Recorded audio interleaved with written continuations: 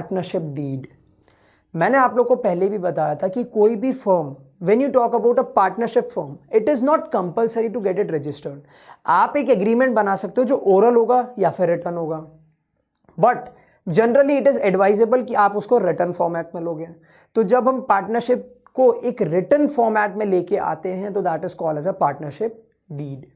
The document containing the terms and condition of the partnership agreement is known as a partnership deed. Basically वो partnership agreement को हम लिख रहे हैं, it is not in an oral format। वो कौन से format में? एक written format में है। It is stamped paper on which the rules, regulations, terms and conditions of the partnership are written। Basically ये paper में क्या लिखा होता है? Everything in and out of the firm, rules, regulations, plan, policies, everything। It also contains the rights and duties of the partners in the partnership firm। Oh, very nice। Partners की भी right और duties, basically partners को क्या चीज मिलेगी और partners की क्या रिस्पॉन्सिबिलिटी है, वो सब चीजें भी हमारे यहाँ पे लिखी होती है।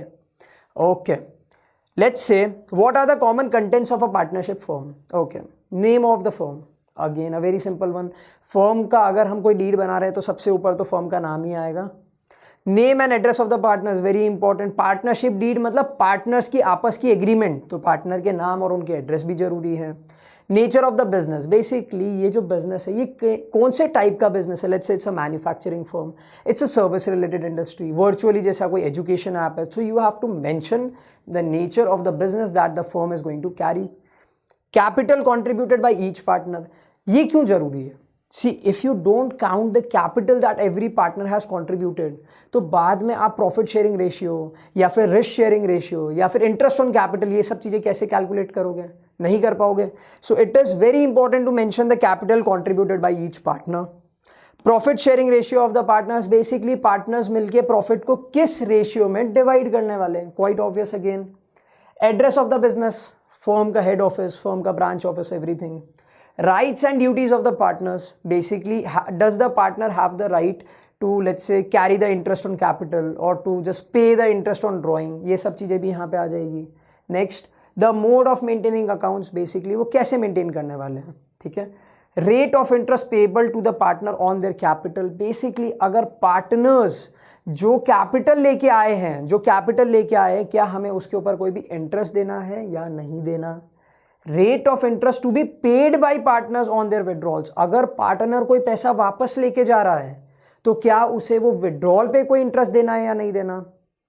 Amount of salary paid to the partners, let's say एक पार्टनर है जो ज्यादा काम कर रहा है as compare to the other two partners, तो क्या हमें उस पार्टनर को कोई सैलरी दे रही है या नहीं देनी, वो भी कहाँ मेंशन होता है? In the partnership deed.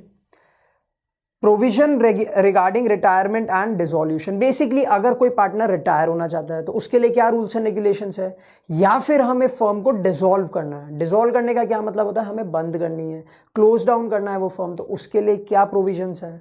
And finally method of solving the disputes, basically हम डिस्प्यूट सॉल्व करने के लिए कोर्ट में जाएंगे, एक दूसरे के पार्टनर्स के फैमिली के पास में जाएंगे, या फिर बैठ के शांति से सॉल्व करेंगे। ये सब चीज़ें भी हमारे पार्टनरशिप डीड में लिखी होती है।